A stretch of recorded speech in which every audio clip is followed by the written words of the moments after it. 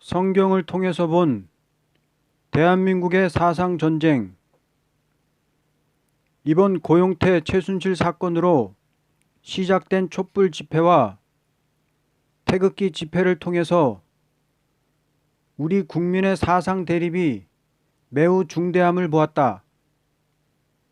공산주의와 자본주의가 대립되는 세계의 냉전 시대는 1991년 구소련의 붕괴로 끝이 났지만 대한민국의 냉전은 70년이 넘도록 현재까지 극한 대립이 남북 간에는 물론이고 남한 내부에서도 계속되고 있다. 지금 우리나라의 이 사상 대립은 세계 그 어디에서도 볼 수 없는 특이한 현상이다. 그 이유는 분단된 남쪽은 자본주의 이념을 취하고 있고 북쪽은 공산주의 이념을 가지고 태어나므로 도저히 사상적으로는 하나가 될 수 없는 민족이 된 것이다. 사상이란 참으로 무서운 것이다. 아버지가 태극기 집회에 나가고 아들은 촛불 집회에 나가면 부자지간은 원수가 된다. 한 교회에 다니는 성도라도 박근혜 대통령을 어떻게 보느냐에 따라서 빨갱이가 되고 극우 꼴통이 돼서 서로 싸우게 되고 교회가 반으로 나뉘게 된다. 우리나라는 현재 이념 갈등이 극에 달했다고 본다.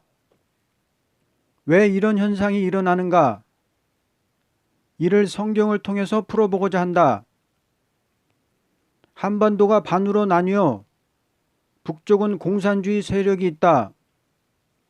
이는 성경에 붉은 말 탄자로 보였다. 계시록 6장 4절에 이에 다른 붉은 말이 나오더라. 그 탄자가 허락을 받아 땅에서 화평을 제하여 버리고 서로 죽이게 하고 또 큰 칼을 받았더라. 하나님께서 세상을 심판하고 새 시대가 올 때는 붉은 공산주의 세력을 허락한다고 하셨다. 사람의 힘으로 막을 수 없을 정도로 붉은 공산주의 세력을 허락한 것은 백마탄 예수님께서 붉은 세력을 심판하기 위한 방법이다. 붉은 짐승 정권, 공산주의 세력을 허락해서 누구든지 그 앞에 머리를 숙이고 절을 하는 자는 예수님께서 다 없이 하시며 그 표를 받는 자도 없애버리는 것이다. 표를 받는다는 것은 공산주의 사상을 가진다는 것을 뜻했다. 그리고 끝까지 붉은 공산주의 세력과 싸우는 자는 예수님께서 진실한 사람이라고 인정을 하시고 구원해 주시는 것이다. 그러므로 붉은 공산주의 세력을 허락한 것은 그 앞에 절하고 표 받는 자는 다 없이 하고 끝까지 그 세력과 싸우는 자만을 보호하기 위한 방법이다.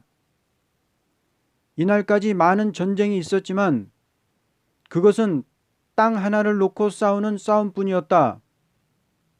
그러나 공산주의 혁명 운동으로 시작된 전쟁은 자기 민족끼리 서로 죽이는 싸움이었다.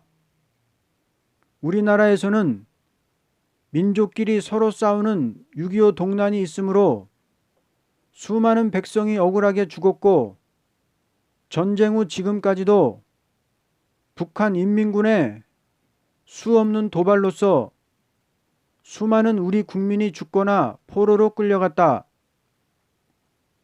중국에서도 문화혁명이 일어나 자기 민족끼리 싸우게 되어 수천만 명이 자국 내에서 죽었다.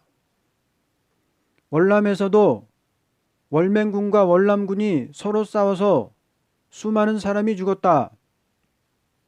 캄보디아에서도 좌파 쿠메르주 정권이 거의 국민의 3분의 1 정도인 200만 명을 죽였다. 소련이라는 나라에 공산당이 일어나므로 평민을 내어놓고 지도 계급에 있는 사람들만 2천만 명이나 죽었다. 이와 같이 공산혁명이 일어나는 곳마다 평화가 제하여지고 큰 학살이 오늘 6장 4절의 말씀대로 일어났다. 같은 민족끼리 서로 죽이는 민족 고륙 상쟁이 벌어지는 것은 심판기에 될 징조의 하나가 된다. 이사야 19장 2절에 내가 애굽인을 격동하여 애굽인을 치리니 그들이 각기 형제를 치며 각기 이웃을 칠 것이요 성읍이 성읍을 치며 나라가 나라를 칠 것이라고 말씀했다. 큰 칼을 들고 사람을 죽이려고 하는 사람이 있다면 이것은 너무나 악한 사람일 것이다. 과거 붉은 공산당은 자기 사상을 따라오지 않는다면 무조건 죽였던 것이다. 얼마나 악한 일인가.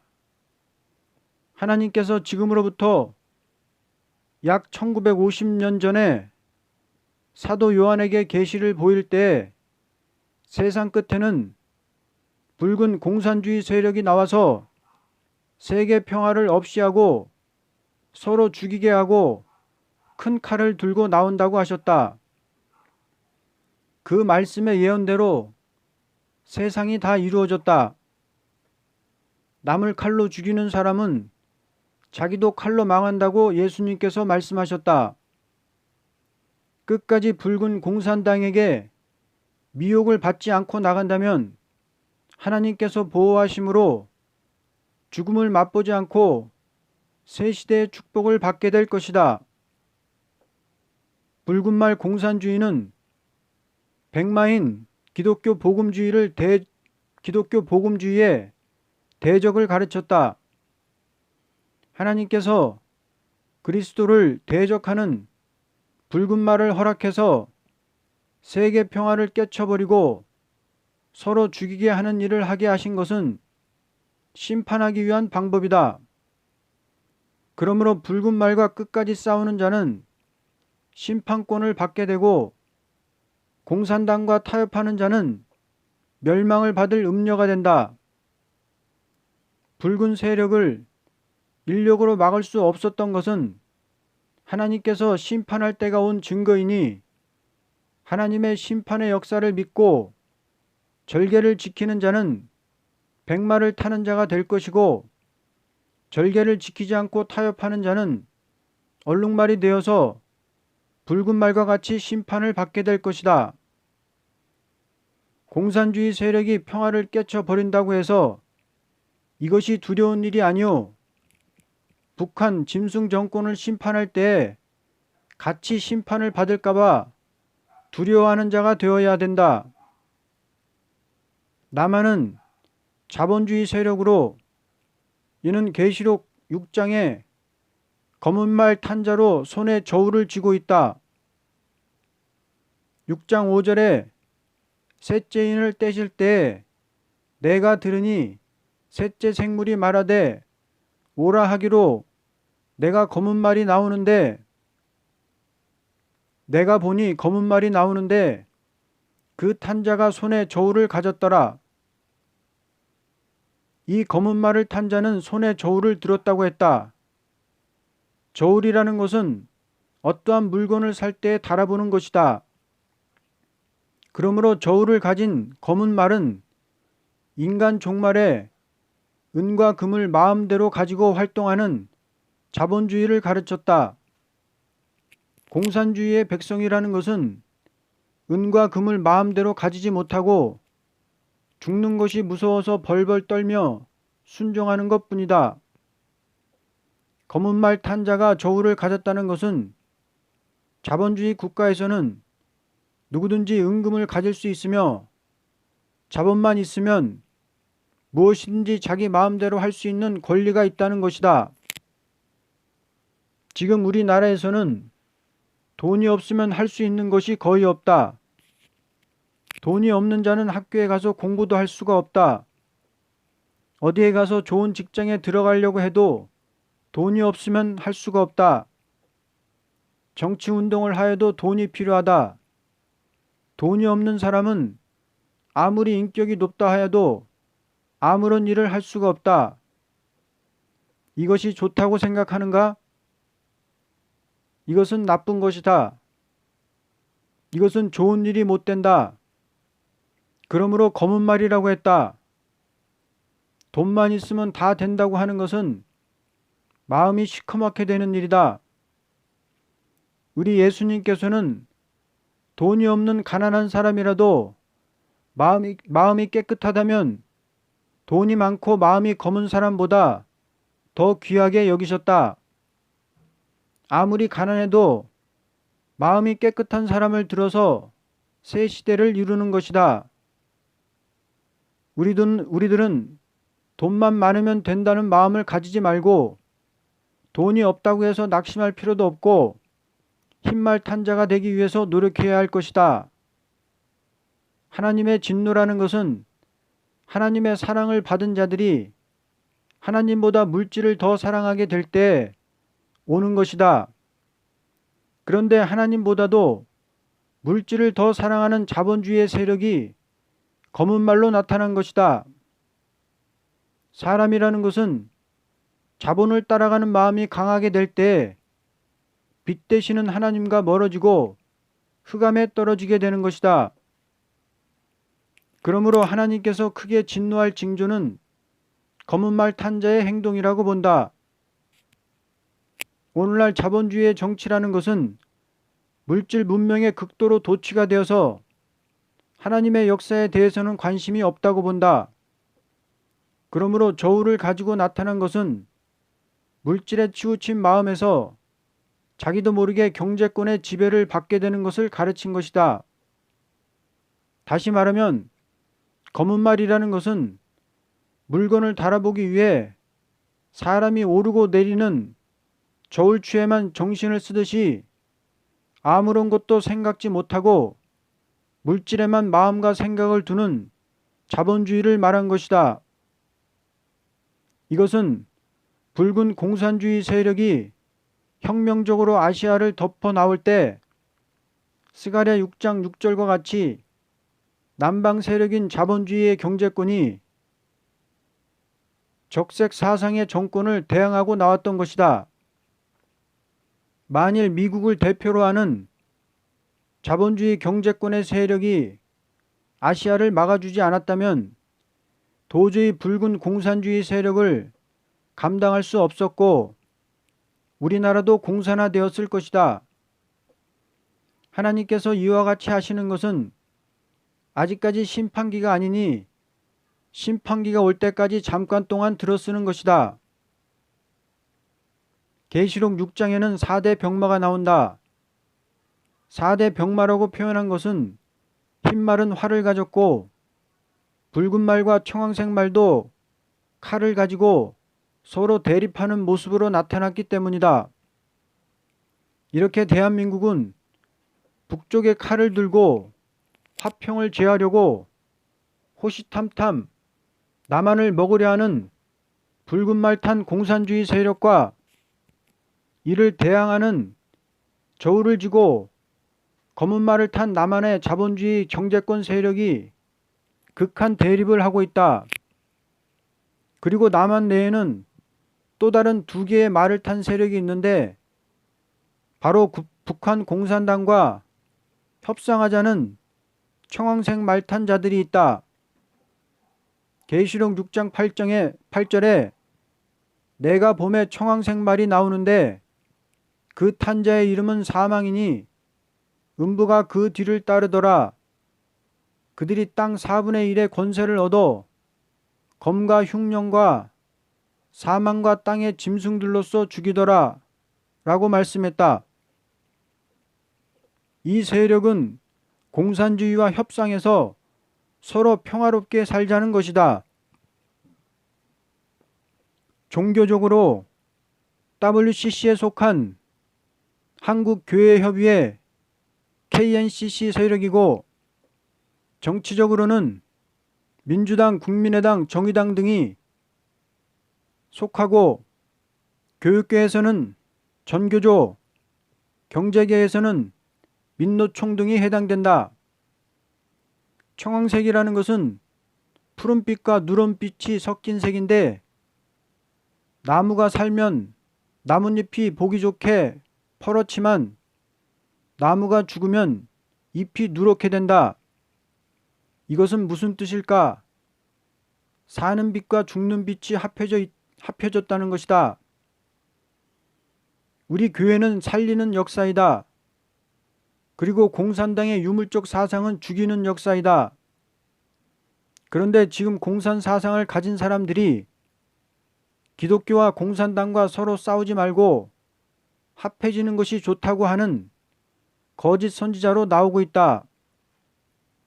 사람을 죽이려는 악한 사람과 사람을 살리려는 선한 사람이 합하게 되면 누가 손해를 볼까? 선한 사람이 손해를 보게 된다. 그러면 청황색 말탄자의 이름을 사망이라고 한 것은 푸른빛과 누런빛이 합해지면 죽는다는 뜻으로서 이름을 사망이라고 했다. 청황색 말이 나왔다는 것은 기독교 종말의 큰 미혹을 뜻한 것이다. 왜냐할 때 하나님께서 4대 병마를 보인 것은 흰 말은 기독교 복음주의요, 붉은 말과 검은 말은 정치적인 대립이요, 청황색 말은 마귀의 세력이 극도로 강한 역사를 하되 택한 자라도 미혹할 수만 있으면 미혹할 만한 세력을 가진 것이다. 이 빛은 도저히 분별하기가 어려운 빛이니 마귀의 미혹은 분별할 수가 없는 괴율적인 방법으로 나오는 것이니 그 이름은 사망이라 했다. 음부가 그 뒤를 따른다는 것은 지옥에 떨어뜨리는 마귀 역사라는 것이다. 최후 말단에 하나님께서 심판하기 위하여 마귀의 세력을 개방시키어 땅 4분의 1의 권세를 얻게 했다는 것은 4대 거두의 하나가 되어서 검과 흉령과 사망과 땅의 짐승으로 죽인다고 했다. 이것은 여러 가지 방법으로 역사하는 것이니 첫째, 검은 학살이요, 둘째, 흉년은 자유를 박탈해서 말씀을 못 듣게 하는 것이요, 셋째는 세상의 죄악의 세력을 고조해서 결국 멸망하게 하고 동시에 유물적인 사상으로 그 영들을 죽이는 것이다. 마지막 흰말 탄 자들로 기독교 복음주의 세력을 가르쳤다. 계시록 6장 2절 말씀에 이에 내가 보니 흰말이 있는데 그 탄 자가 활을 가졌고 면류관을 받고 나아가서 이기고 또 이기려고 하더라고 말씀했다. 이 세력은 가장 미역한 세력이나 한 번 이기고 또 이기려고 한다고 하였고 계시록 19장에 이 흰말 탄 자들이 마지막 전쟁에서 이기는 장면이 나오는 것을 봐서 3대 병마 세력은 다 망하지만 흰말 탄 자들이 최후 승리할 것을 보여주고 있다. 정리하자면 현재 대한민국은 세상 어디에도 없는 4대 세력이 극도로 대립하며 싸우고 있는 영적인 전쟁터이다. 한국에서 4대 병마, 4대 세력이 극도로 대립할 때는 인간 종말의 환란이 올 징조라고 말씀했다. 그 4대 세력은 첫째, 백마를 탄 자들로서 예수님과 함께 세상을 심판할 마지막 사명자들을 가르쳤다. 둘째 세력은 붉은 말을 탄 북한 공산당이고 셋째 세력은 검은 말을 탄 남한의 경제권을 쥔 세력이고 넷째 세력은 청황색 말을 탄 남한의 협상주의 세력이다. 이 넷째 청황색 말은 푸른빛인지 누런빛인지 분간할 수 없는, 어떻게 보면 좋은 것 같기도 하고 어떻게 보면 나쁜 것 같기도 한 이중적인 행동을 취하는 불법적인 정책을 쓰는 자들인데 가장 조심해야 할 세력이다.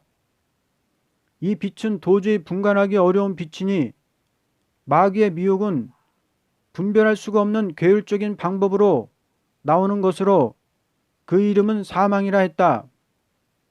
왜냐하면 이들이 거짓으로 국민을 속여서 죽이는 자들이기 때문이다.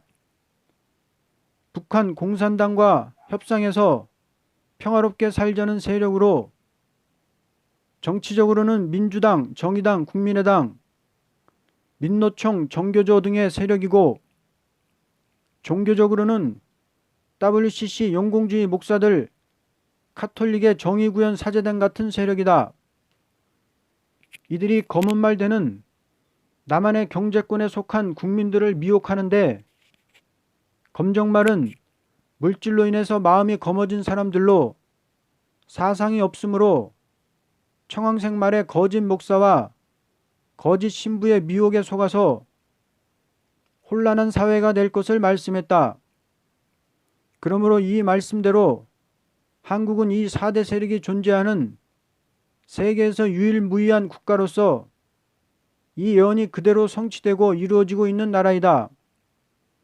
그런데 이 백마탄 자들은 검은 말 탄 자들 속에 있는데 물질로 인해서 마음이 어두워지지 않고 음료 교권인 WCC에 동참치도 않으며 어린 양 예수님이 어디로 인도하든지 순종하며 따르고 입술에 거짓이 없는 흠이 없는 자들이다.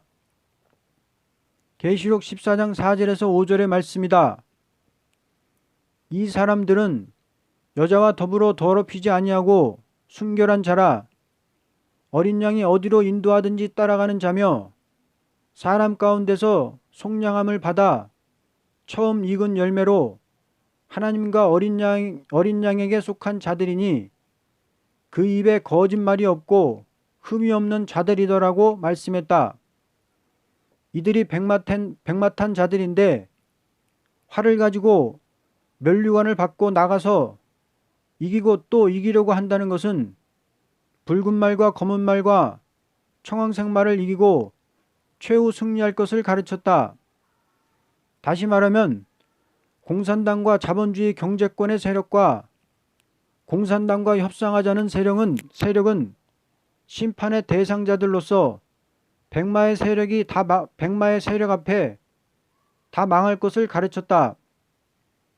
세밀히 말하면 앞으로 우리나라가 자본주의 경제권 아래서 경제 혼란이 오는데 그 혼란을 틈타서 협상주의 세력이 극도로 강하게 일어나서 국민들을 선동하고 북한 공산당이 침투를 하는 등 극도로 어지러운 세상이 되지만 대한민국에서 일어나는 참 감람나무 기름과 극상포도 같은 진리 역사는 해칠 자가 전혀 없다는 것이다.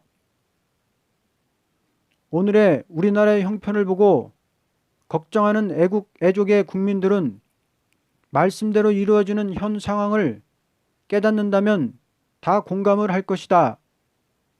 따라서 이 4대 세력이 극도로 대립해서 싸우는데 검은말 경제권의 세력은 공산당의 세력을 막아 자기들의 재산과 생명을 보존하려고 싸우는 것이고 붉은말 공산당은 틈이 보여서 남한의 세력이 약해지면 언제든지 무력으로 밀고 내려오려고 전쟁 준비에 광분하고 있는 것이고 협상주의 세력은 공산당이 강하니까 거기 붙어서 마치 큰 짐승이 나오면 작은 짐승이 알아서 기듯이 공산당의 무력 앞에 굴복하고 은연중에 그들과 동조하며 이 땅에 경제 혼란이 오면 그 틈을 타서 들고 일어나는 세력들이다.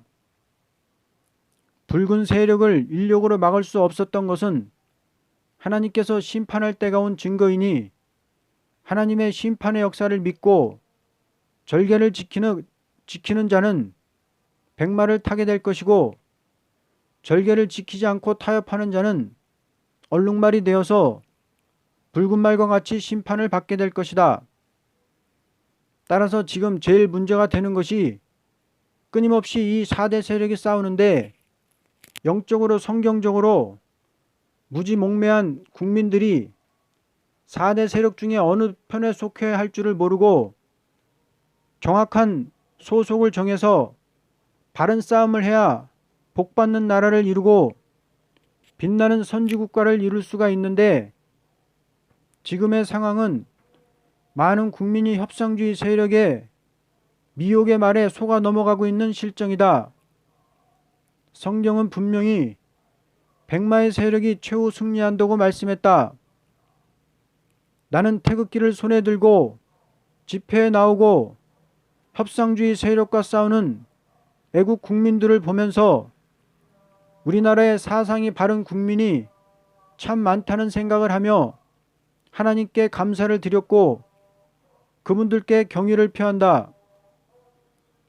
이제 우리 국민 모두가 소속을 바로 정해서 이 싸움에서 승리하여 남한의 협상주의 세력의 미혹을 이기고 북한 공산당의 세력을 무너뜨리고 통일된 선지국가를 이루면 우리나라는 세계를 통치하는 시온산 통치의 수도가 될 것이다.